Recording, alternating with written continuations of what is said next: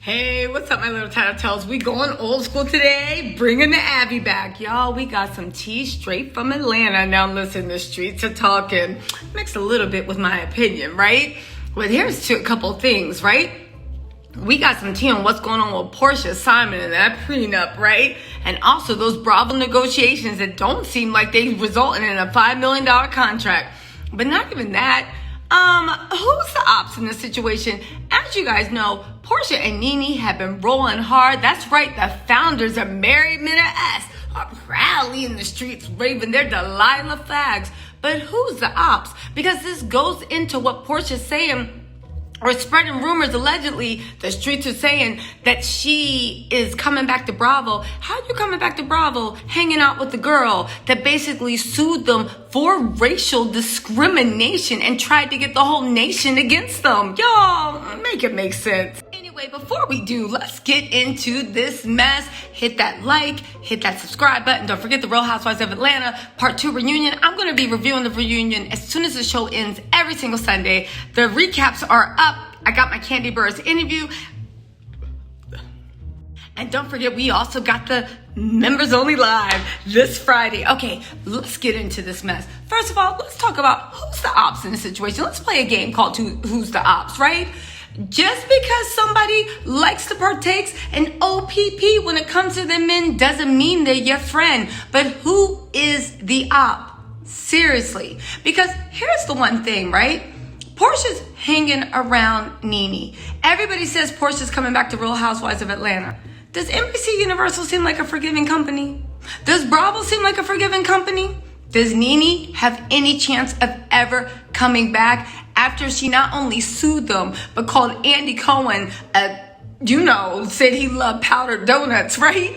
And also, ever since she said that Bravo was racist and everybody should boycott. Remember how she tried to get a public boycott against them, said they blacklisted her, took them to court, fired her whole legal team, found out on page 74 or 76 of the complaint that she had to go to arbitration. The case got dismissed, and guess what? The arbitration never happened. But she can refile anytime she wants. Y'all, this person non grata with the Housewives and Bravo, NBC Universal, her name is Mud, is now hanging around the girl that they want a $5 to $6 million contract with. Does that make sense to you? Does it? Does it? I'd like to know how that makes sense. You tell me how that works, and then I'll play this little game with you. Shout out to Meghan Markle. Someone's the ops. Either Porsha's the ops getting information for Nene, and we all know, according to some people, when she was mad at Porsha, or was it that she was accused of being the ops? So either Nene shouldn't trust Porsha, or Porsha ain't coming back to NBC Universal. Because if you're in the middle of high contract negotiations for $5 or $6 million, and don't you dare sit there and act like your man has it. Because I fail to believe anybody that's buying fake bios about their wealth for $106 USD has any substantial amount of money for you to sniff at $5 or $6 million, especially when you literally keep doing that Amazon Live, and on top of that, you are hawking sex toys on your Instagram feed. I refuse to believe it.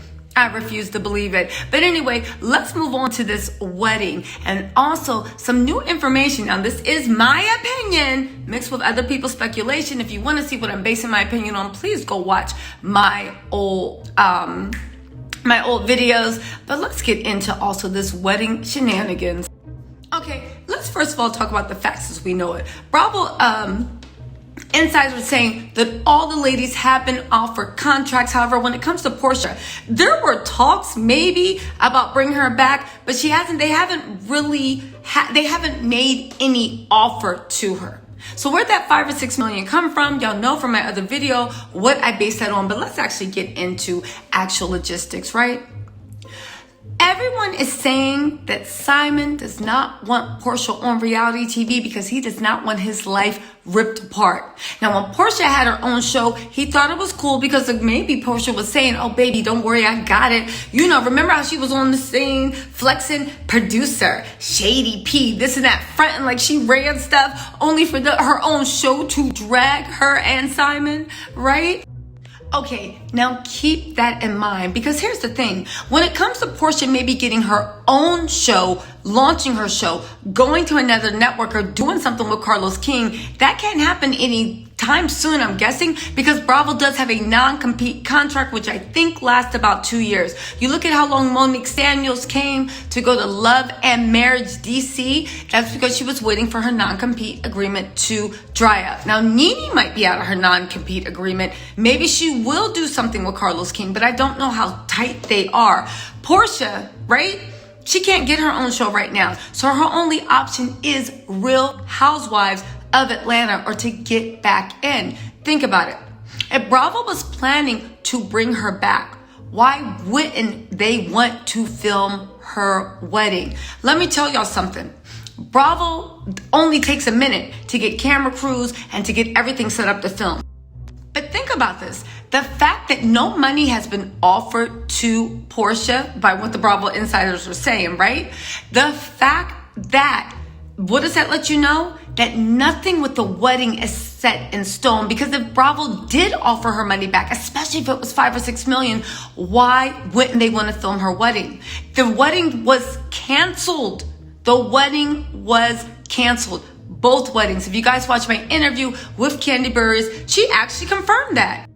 So once again, nothing is set in stone. Now, we all know from the first time she set a date, which was October, it was some weird stuff where she was trying to compete with Fallon or Jalen. At least that's what it looked like, right? Also, in the fact that she said her mom and her aunt set the wedding date. The wedding date came and went. Then Porsha made a big deal about getting 2 weddings, even though she promises 3 weddings and a funeral for the haters. We waiting, right? Porsha then said she was going to have a wedding in Nigeria and a wedding in America. The Nigerian wedding was not going to be filmed by Bravo. It's too much flying overseas, getting permits, all this other stuff, right? At least that's what I'm hearing. My opinion. It's my opinion, people. But the Atlanta wedding, that's a different thing. Now, Porsha canceled the Nigerian wedding after people had gotten their hotel rooms and their airfare, and neither Porsha or her billionaire boyfriend offered to reimburse family members and friends that had lost money following their little cockamamie scheme. Now, here's the thing that ties in to maybe what's going on with Porsha and Nene. That Porsha is trying to get Nene to be a bridesmaid. But if she does that mean that Bravo is actually filming it? I'm being serious. Is Bravo ever gonna let Nene back on the screen? Especially if she's a bridesmaid of Porsha's? Me thinks not. Again, what's really going on? Well, we have somebody that has a novel theory. It all goes back to that Porsha, Simon, and that prenup. Everyone is saying, well, not everyone, but the people I know are saying that Porsha and Simon actually canceled their first 2 weddings because Simon signed fronting on the prenup. He doesn't want to give her any money. You know that man is notorious cheap. It's quite as kept. People are saying because he doesn't have it. But regardless of what's going on, he is notoriously cheap, according to some people. Okay, fine.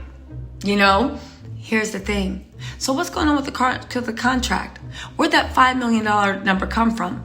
Simon doesn't want Porsha on the show because he doesn't want Kenya and all those people to rip him apart. And you know they will, because that's why the show even had the ratings last time, because people were dragging them all across the internet. Simon may be slow, but he's not you know what, I'll leave it at that. Simon may be slow. So that $5 million. Well, it looks like with that $5 million, Porsha's trying to make it seem like, well, I'm leaving this contract and that's $5 million. So I want a prenup for $5-6 million. And she's trying to negotiate. Simon looks like he's holding out for it, right? Porsha once again is trying to prove her value, maybe the same way she was proving her value to Cordell. But here's the thing. Let's just say the scenario is 100% on the market. My question was, does Simon even have $5 or $6 million? I mean, you can do what you want. That lady had to chase him around in Florida for $200,000. He's paying $106 for people to write fake bios. Now listen, write the fake bio if you want, but at least pay for quality. Don't you know there's quality to scams? Honestly, Porsha, you can sign a prenup for $20 million. Doesn't mean you're getting a dime. He's literally going to hit you with a Tasha K. I ain't got it. I ain't got it. Y'all, listen. Listen, y'all, all I'm saying is the streets are talking, and instead of Porsha and Nene, Mrs. Married Men Are Us, right? Literally posting TikToks talking about, I'll show you how to get to the money. Baby, show me how to get to the money. I'm waiting till you find it. Listen, hold your breath for that wedding. We'll see what happens. It's going to have to be more than Cordell's, grander than Cordell's. And let's see this Nigeria mess that she ever had. We already have established that Porsha was playing herself, talking about she having 3 weddings and a funeral for the haters. Now it's down to 1 wedding. Hold your breath and let's see how it turns out. But if it does happen, you know we're going to be covering it. All right? Listen, my little TisaTells. I will talk to you later. Bye.